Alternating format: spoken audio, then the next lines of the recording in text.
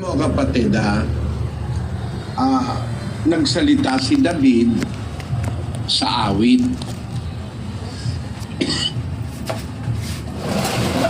Ang aakalain ng hindi mo naiintindihan, akala mo ang sinasabi niya sa kanyang sarili. Pero nagsalita siya through the inspiration of the Holy Spirit. Doon sa 25, sinasabi ni David tungkol sa kanya. Yung kanya ron, tungkol kay Kristo yon. Nakita kong lagi ang Panginoon sa aking harapan sapagkat siya'y nasa aking kanang kamay upang huwag akong makilos. Sa 26, dahil dito'y nagalak ang aking puso. Ito sinasabi ni David tungkol kay Kristo, hindi sa kanyang sarili. Kasi bakit? Sabi ng nakasulat sa gawa ay ang patriarkang si David, sabi ni San Pedro. Si Pedro ba ang nagsasalita dyan, kapatid na pakitingnan mo lang ano. Ang sabi, ang ating patriarkang si David, malayang masasabi ko na siya'y namatay, nilibing, at naririto sa atin ang kanyang libingan hanggang sa araw na ito. Ibig sabihin, hindi nabuhay si David. Talagang yung katawan ni David nabulok sa Hades, sa libingan. Pero ang ibig niyang sabihin doon ay ang sabi ni San Pedro doon sa 31, palibhasa nga'y isang sa 31 na lang, palibhasa ay nakikita na niya ito na nagsalita tungkol sa pagkabuhay na maghuli ng Kristo, na siya'y hindi pinabayaan sa Hades, ni ang kanyang katawan ay hindi makakita ng kabulukan. Kaya ang tinutukoy na hindi maiiwan sa Hades, hindi mabubulok yung kanyang katawan, ay ang katawan ng Panginoon Kristo. Pero yung katawan ni David na nagsabi nito ay nasa libingan, at hanggang ngayon, sabi ni San Pedro, nasa atin ang kanyang libingan. Ibig sabihin, nabulok si David sa libingan. Alin ang hindi nabulok? De yung katawan ni Jesus, yun ang binuhay na maghuli. Kaya kung makikita mo, kapatid, ito parang regalo ko sa iyo sa birthday mo. Kapatid na Ben Cleo, ito regalo ko, pakinggan mo. Ang sabi ni San Pedro, upang ang kanyang banal huwag makakita ng kabulukan. Ang hindi nakakita ng kabulukan, yung 2:27. Kapatid na Daniel, pakibasa. Sapagkat hindi mo iiwan ang kaluluwa ko sa Hades, nititiisin man na ang iyong banal ay makakita ng kabulukan. Ang hindi nakakita ng kabulukan, yung iyong banal. Alam mo kung alin yung banal na sinasabi? Basahin natin sa Lucas, nung sabihin ng anghel kay Maria ay sa 1:35 ng Lucas. At sumagot ang anghel at sinabi sa kanya, bababa sa iyo ang Espiritu Santo at lililiman ka ng kapangyarihan ng kataas-taasan. Kaya naman, ang banal na bagay na ipanganganak ay tatawaging anak ng Diyos. Ayon, sabi ng anghel kay Maria. Kasi sabi ni Maria, paano kung manganganak hindi naman ako nakakakilala ng lalaki? Kasi nagpaliwanag yung anghel sa tanong ni Maria. Sumagot ang anghel, sinabi, bababa sa iyo ang Espiritu Santo. Lililiman ka ng kapangyarihan ng kataas-taasan. Kaya naman ang banal na bagay na ipanganganak, doon sa Griego, yung salita roon, kung ilalagay mo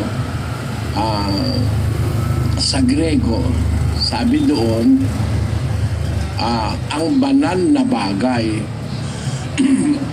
wala namang nakalagay na bagay Ang nakalagay doon, Hagios. Pakilagay mo ang Greek 40 o 60 ba yun? O 40. Ang Hagios, ang banal. Walang nakalagay na bagay. Ang sabi, ang banal na ipanganganak ay tatawaging anak ng Diyos. Hindi lang napapansin yan kasi ang nag-translate, dinagdagan ng salita, nilagyan ng bagay. Pero talagang nakasulat dyan, ang banal na ipanganganak. So yung ipapanganak ni Maria, ang tawag ng Diyos doon, banal. Yun mismo yung banal na sinasabi sa Gawa 2:27 na hindi mo iiwan ang kaluluwa ko sa Hades, ni titiisin man na ang iyong banal ay makakita ng kabuluhan. So ang banal na hindi nakakita ng kabuluhan, yung ipinanganganak ni Maria. Yun. Hindi tao yun. Banal ang tawag doon ng Diyos. Banal ang tawag ng anghel doon. Banal din ang tawag doon ni Propeta David. Kung hindi basta tao yun Kundi banal yun ang tawag doon. Yun yung katawan ng ating Panginoon Kristo. Ngayon, ang tanong ni kapatid na Benfrio, pinatay siya sa laman, binuhay sa Espiritu. Ano ba ang kalagayan ng Panginoon Jesus nang mabuhay na siya maguli? Pinaliwanag yan ng mga apostol. Ang mga iglesia ni Kristo, ang ibig nilang sabihin, nung mabuhay siya maguli, laman pa rin siya, laman. Kaya nga sinabi niya kay Tomas, tingnan mo ako. Ako rin. Isang espiritu, walang laman at mga buto na gaya ng iyong nakikita na nasa akin. Yan ang ipinagtitindihan ng mga manalista para sabihin, si Kristo, pagkatapos na mabuhay maguli, tao pa rin. Meron lang hindi naintindihan si Manalo sa punto na yan. Mga kapatid, gusto ko lang na pati ang Iglesia ni Kristo makinabang sa ating Bible exposition. Nung mabuhay na maguli ang Panginoong Jesus, ang nabuhay, yung kanyang laman. Yung namatay, yun ang nabuhay. Yung chicken. Kung siyempre, kung alin yung namatay, yun ang dapat na mabuhay maguli. Ngayon, nung mabuhay siya, meron siyang laman, may buto siya. Kumakain pa nga siya pagkatapos niyang mabuhay na maguli. Basahin natin ang Gis 39 ng Gawa, kapatid na Daniel.